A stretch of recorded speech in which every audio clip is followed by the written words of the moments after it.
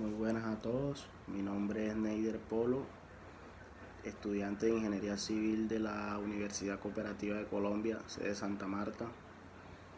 En el día de hoy les vengo a hablar un poco sobre la capacitancia y la potencia. Vamos a hablar un poco de estos temas que son importantes y vamos a entrar en contexto sobre este par de temas y a realizar un ejercicio como ejemplo sobre esto. La capacitancia en el sistema eléctrico de potencia es el resultado de la diferencia de potencia entre los dos conductores y origina que ellos se carguen de la misma forma que las placas de un capacitor cuando hay una diferencia de potencial entre ellas.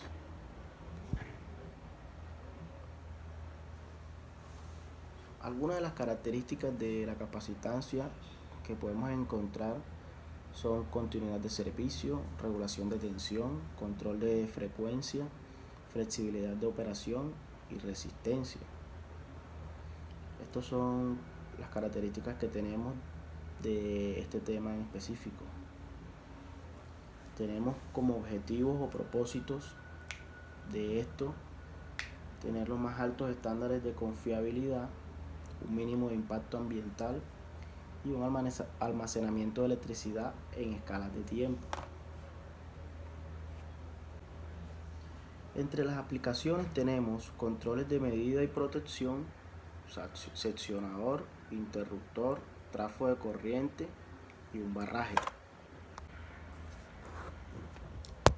Tenemos unas ventajas y unas desventajas en la capacitancia en el sistema eléctrico de potencia.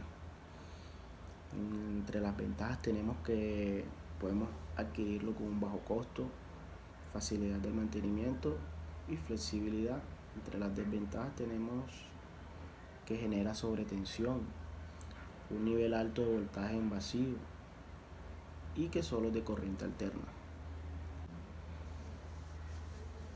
Podemos decir entonces que la capacitancia de una línea de transmisión es el resultado de la diferencia de potencia entre los conductores y origina que ellos se carguen de la misma forma que las placas de un capacitor cuando hay una diferencia de potencial entre ellas.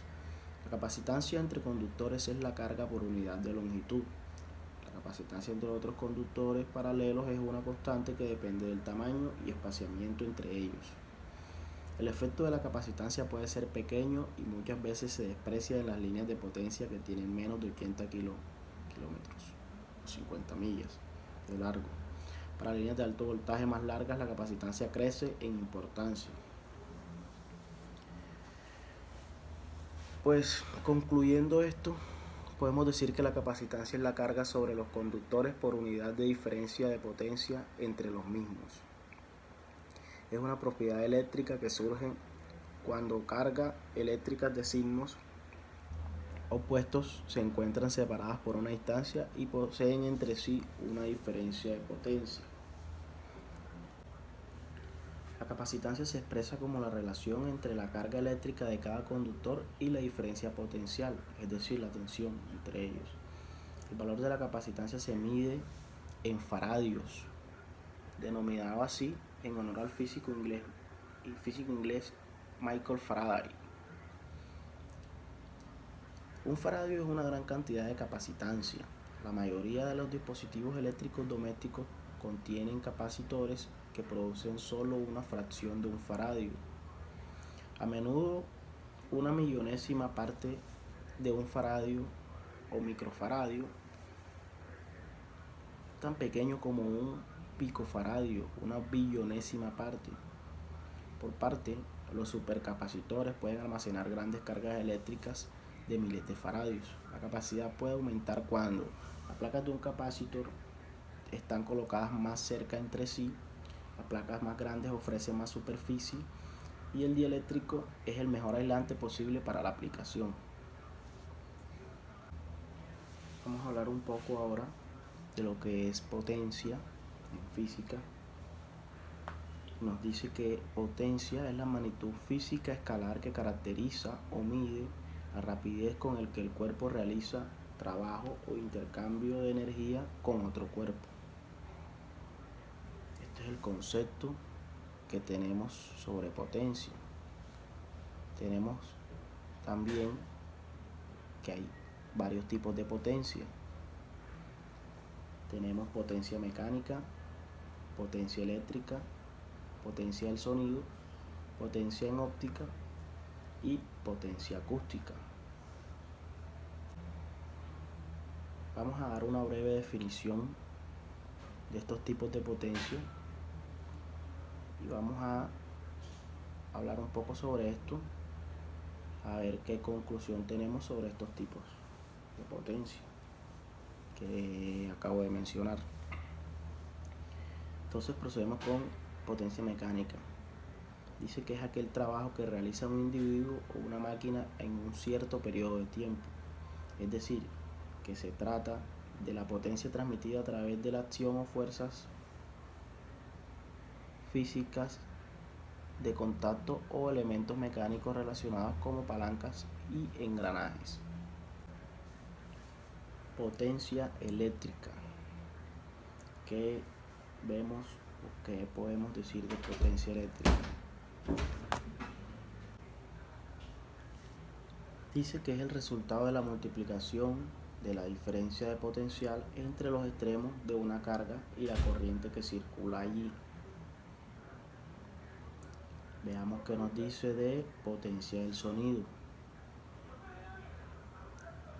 Potencia del sonido que se calcula en función de la intensidad y la superficie y a la potencia de un punto. Si P es un punto fijo y C una circunferencia, la potencia de P respecto a C es el producto de sus distancias a cualquier par de puntos de la circunferencia alineados con P. El valor de la potencia es constante para cada punto. Potencia en óptica. Nos dice que es inverso de la distancia focal de un lente o un espejo. Potencia acústica es la cantidad de energía por unidad de tiempo emitida por una fuente determinada en forma de ondas sonoras. Una vez ya hablado de estos tipos de potencia, vamos a centrarnos en la que más nos interesa y hablar un poco más de la que es el objetivo de nosotros, el objetivo de este video. En física, la potencia, representada por el símbolo P, es una cantidad determinada de trabajo efectuado de alguna manera en una unidad de tiempo determinada. Es decir, la cantidad es la cantidad de trabajo por unidad de tiempo que algún objeto o sistema produce. ¿Cómo medimos la potencia? La potencia la medimos en watts, unidad que rinde homenaje al inventor escocés James Watt y equivale a un joule de trabajo realizado por segundo. Es decir, en el sistema anglosajón de medidas, esta unidad es reemplazada por los caballos de fuerza. La habilidad para comprender y medir la potencia con precisión fue un factor determinante en el desarrollo de los primeros motores a vapor, aparato sobre el cual se sostuvo la revolución industrial en nuestros días. En cambio, suele estar asociada a la electricidad y a otro tipo de recursos energéticos modernos, pues también puede designar la cantidad de energía transmitida. Bueno, ahora voy a proceder a realizar un ejercicio sobre el tema de equivalencia de capacitores equivalentes, y a continuación les mostraré o les vamos a resolver un ejercicio. Bueno, como les decía, resolver este ejercicio. En este ejercicio nos piden hallar la capacitancia equivalente entre los puntos A y B. Tenemos este diagrama y la idea es hallar la capacitancia equivalente entre estos dos puntos, A y B. Entonces, para resolver este problema debemos tener en cuenta lo siguiente, que para los condensadores que están conectados en serie,